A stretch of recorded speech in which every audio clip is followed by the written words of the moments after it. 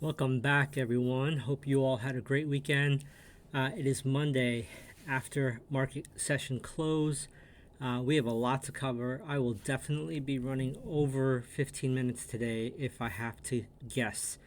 So I'm going to cover the regular format, but over the weekend I was pretty busy putting out some content regarding what I was observing in the form of data and charts. I also uh, took in a lot of content over the weekend as well. And I noticed that, I guess it's a good time for me to go through the difference between looking at prices and charts versus looking and listening to narrative. And I'll go through both of those today, but let's go through the format and rather than deviating here. So on Monday, on February 5th, we had 297 new highs, 343 new lows. 20% of shares were advancing versus 76% declining, which isn't great. When you take a look at the moving averages, you had 48% of stocks under its 50-day, which is an expansion from last week, and you had 39% of shares below its 200-day moving average, which is about the same as last week. So we haven't broken the 200-day on a lot of these stocks. So looking at complexion for the day, we kind of sold off right at the get-go, at the opening, and we sold off hard till about 10:50ish, and then we tried to rally.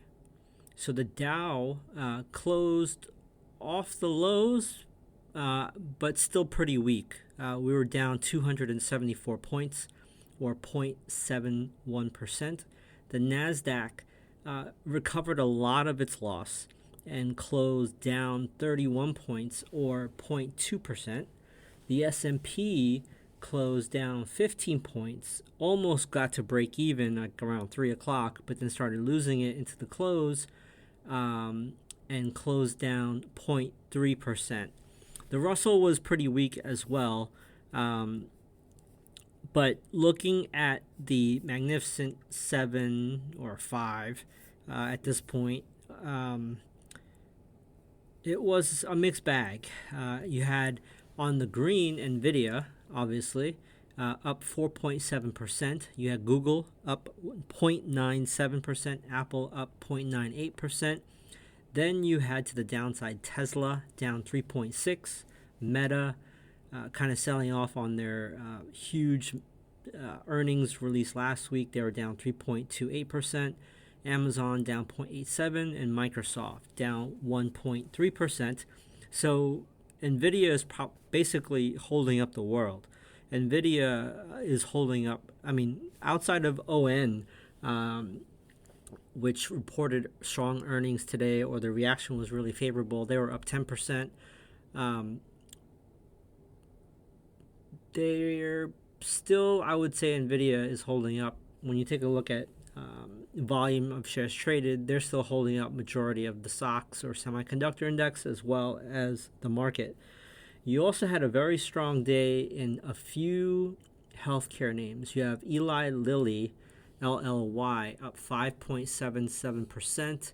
They own many drugs, but Ozempic is one. And it seems like everyone is on Ozempic. It's like the new Viagra of the day, or this era. And you had AbbVie, which was up almost 2% after they reported earnings on Friday of last week. But pretty much everything else was red. Looking at the sector analysis, only healthcare and tech were green. Healthcare was up 0.46% as a sector. Tech was up 0.39% as a group. Everything else was red. The leading to the downside was basic materials, down 2.2%, real estate down 2.02%, utilities down 1.9%, consumer cyclical down 1.15%. When you take a look at just the 10-year yield in general and mortgages and all the different time frames, yields are up. The 10-year Treasury yield right now is at 4.16. This is trading like a tech stock. We went from 4.1 last week down to 3.8 on Friday. Now we're back to 4.1. So there's a lot of volatility here in the 10-year. And keep in mind, I'll kind of cover this with the narrative story in a little bit. But that was a big sore thumb in the day. So that's kind of the mechanics of the day. That's the format that I usually cover. But over the weekend, I posted a ton of charts, and I wanted to cover both the psychology and the data, which are charts, prices, and then the narrative. When you take a look at and I'll post all these screenshots. When you take a look at the NDX, which is the NASDAQ 100 ratio chart versus the equal weight of NASDAQ, you'll see that we're in the upper region of a very long-term channel that goes back to 2006, before the great financial crisis. It doesn't mean we can't continue to go higher, and this is a long-term chart, so we can kind of still bounce around before something happens, but it's very risky, I think, to go long on the NASDAQ willy-nilly here. We're very overbought. So I am expecting a pullback of some degree very soon, just because we're so overbought right now. When you take a look at Meta versus NVIDIA versus ARC Innovation versus TQQ, which is a bullish ETF for QQQ, NVIDIA is outperforming everything. It's outperforming Meta. It's outperforming the bullish ETF. It's outperforming ARC, which is supposed to be the most riskiest volatile ETF for Cathie Wood. So the whole point here is that NVIDIA is the market right now. I mean, yes, Meta is as well, Microsoft is as well, Amazon is as well, but the animal spirits is right now in NVIDIA, and they report next week. When you take a look at the long-term chart of the semiconductor index, or SOX, there is a red resistance trend line that goes back to the dot-com bubble. It has only touched this line during the dot-com bubble and the COVID peak. We are there right now. So maybe this is nothing. Maybe we blast right through it and we create a new trend line. Totally possible. It's happened in the past. But you have to be prudent here, because every time that this trend line was touched, it took the entire trip to the bottom of the trend line, the lower trend line, since 2008.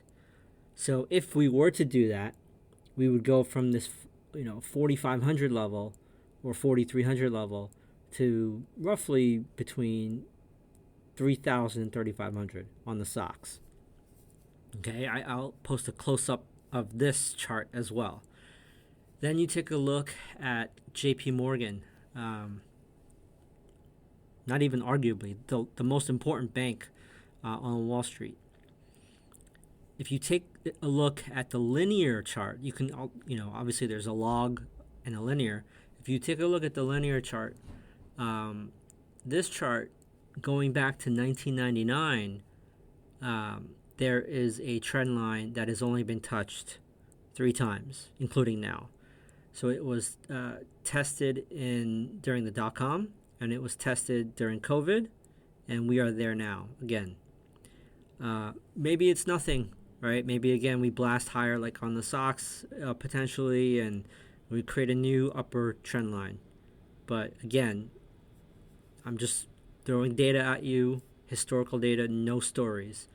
I'll post a close-up of what these trend line touches look like on JP Morgan as well in the show notes. And then let's go to Apple. So if you look at the log chart of Apple, there's a purple trend line that goes back to 2003, just after the bottom of the dot-com crash. This trend line has only been tested 6 times from 2003 to today. We just tested it the 6th time on Friday. So again, the longer the trend line, the more important it is, whether it's below or above. We're back testing right now. We defended it on Friday after piercing it, but we're now back testing to a falling 50-day moving average. So if I were a betting man, I have no positions in Apple, but I have indirect positions because I am short on semiconductors. We may touch the 50-day moving average or pierce through it a little bit. Maybe we get as high as like 192, 193. But my guess is we're going to roll over on Apple unless something happens. Another new form of data that I saw over the weekend when I watched Adam Taggart interview the Northman trader, or Sven. He used a value line XGV chart. It's an interesting way of looking at breadth. It's proprietary by value line, and he's seeing a divergence here as well as XGV in its own little balance area. And the last 3 times there was a negative divergence, prices sold off. So that's something to watch. I'll post the video of the interview by Adam Taggart of Sven, Northman Trader, as well as a screenshot of what I just talked about. So those are the concrete data / prices / charts. Irrefutable, okay? I think that trumps all narratives, okay? At the end of the day, a price chart shows the psychology, the supply demand, and important areas where there's reactions to price movement. And you have almost an unlimited historical data set going back into however far you want to backtest. That's where I spend probably 95% of my time. I think the minimum should be 90% of your time in relation to listening to news, listening to stories, consuming content, trying to analyze that content, cross-checking your own trading plans, your own biases, trying to offset your own biases. But let's get into some of these. And some are really entertaining. So over the weekend, I saw a Twitter X post of Elmo. Elmo, Sesame Street or whatever, their account. Elmo simply asked on January 29th, "Hey, Elmo's just checking in. How's everyone doing?" Pretty benign post. This post is now over 208 million views. There are over 14,000 reposts, 44,000 quotes, and over 150,000 likes. And I'll link to the actual post on Twitter X. If you read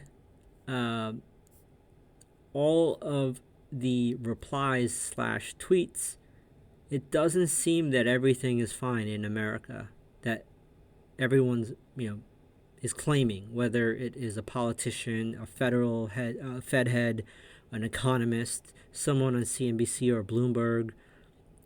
Just read some of these responses, okay?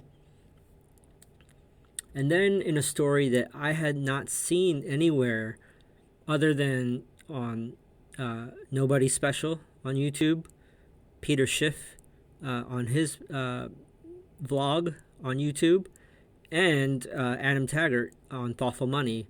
Those are the only places I've seen this covered correctly.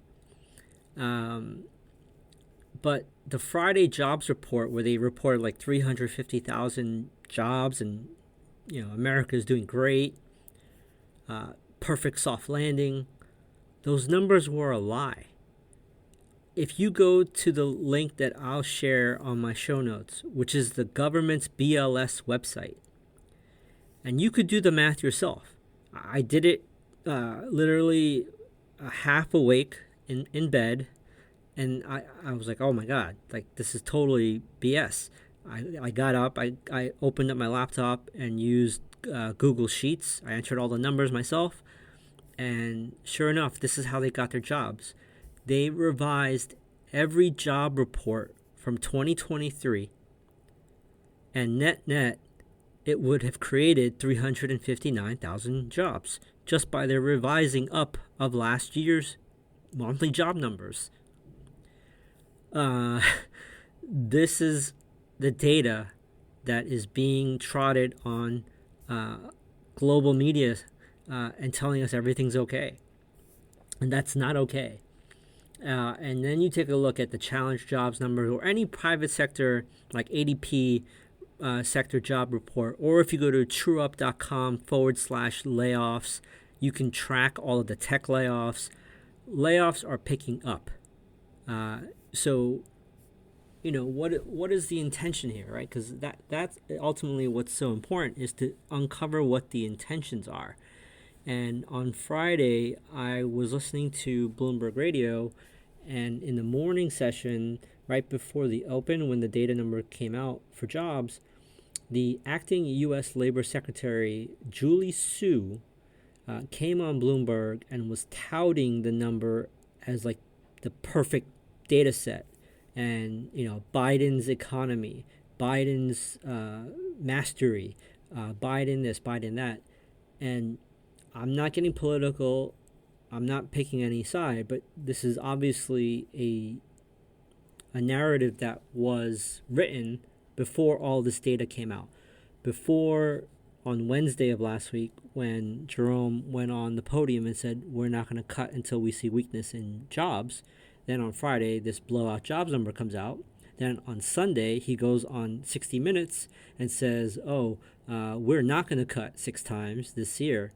So this is all like a narrative that was pre-scripted, like a movie. And you can see it. It's clear as day. But again,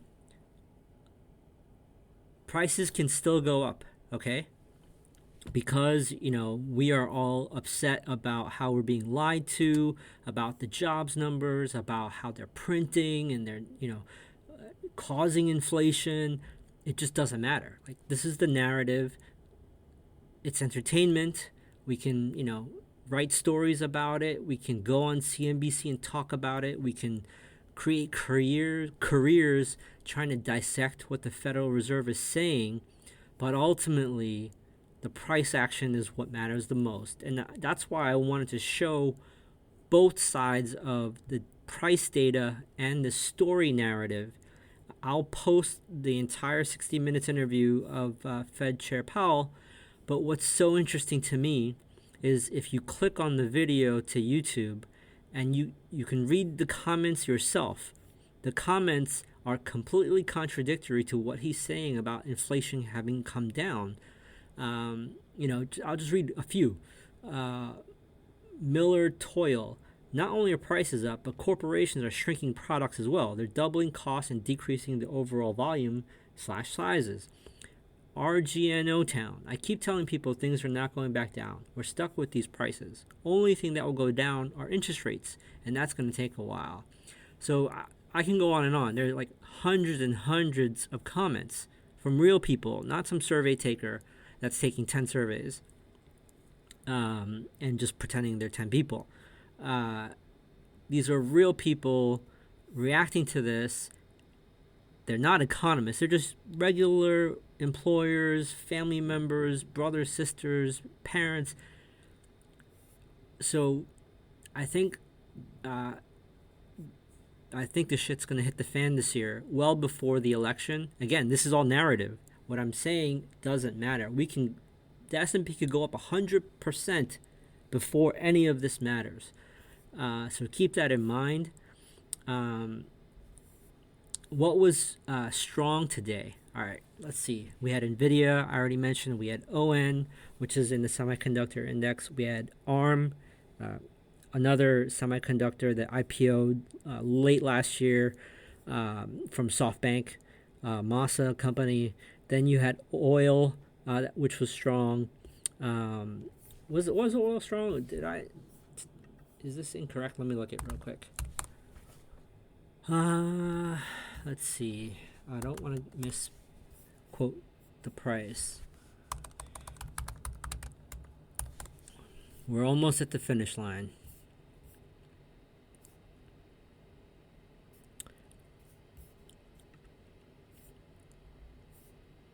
Yeah, crude oil was up 0.73%. So yes, USO and UCO were positive today. What was weak? Pretty long list. I'm going to just kind of speed around this. You had New York Community Bank, the one that almost down 50% last week, down 10.6% today. Fun. You had Coinbase down 9.22. I don't know what's up with that. That probably doesn't help Kathy Woods and ARK. I think it's the number 2 holding percentage-wise. You had Marathon Digital down 8.5. VinFast Auto down 7.8. You had PaySafe down 5.63%. Bitfarms down 4.9%, Wayfair down 4.8%, Instacart down 4.5%, Tesla down 3.6%, Roku down 3.6%. Is all percent. AI down 3.6%, Meta down 3.2%, Roblox down 3.2%, Hovanian Home Builder down 3.22%, Sweetgreen down 3.22%, Arc Innovation down 3.1%, Zillow Group down 2.9%, General Motors down 2.8%, GDXJ down 2.5%, CarMax down 2.4%, GDX down 2.3%, EX down 2.3%, Zeta Global down 2.2%, Uranium down 2.13%, Extreme Networks down 2.07%, Birkenstock down 2.04%, and I can keep going and going. So there was a lot of red today, especially in the Russell. I think we are kind of in the cross currents of a whitewater rapids right now, trying to figure out what happened last week with the Fed, and everyone is trying to position themselves. Keep watching yields, because yields are trading like a tech stock. We were at 4.1 last week, went down to 3.8, back to 4.1 on today on Monday. Keep watching that.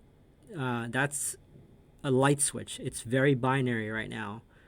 Keep watching the Magnificent Seven with a special focus on NVIDIA. They report next week.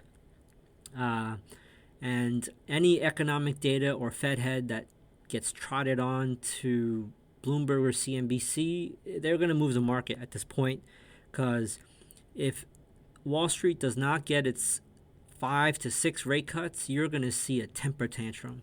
And typically, they will try to get what they want either peacefully or violently. And you have to understand there are over $1.2 trillion that need to be refinanced this year. There's commercial real estate that's just decaying off the books that they might have to take on the books and mark to market. So they desperately need lower rates. If they can't get it, they will sacrifice stock prices to cause a panic. And Biden will call Jerome and say, what the hell? So that's the game right now. Just keep watching those areas. I will see you all after the Tuesday session. All right, later.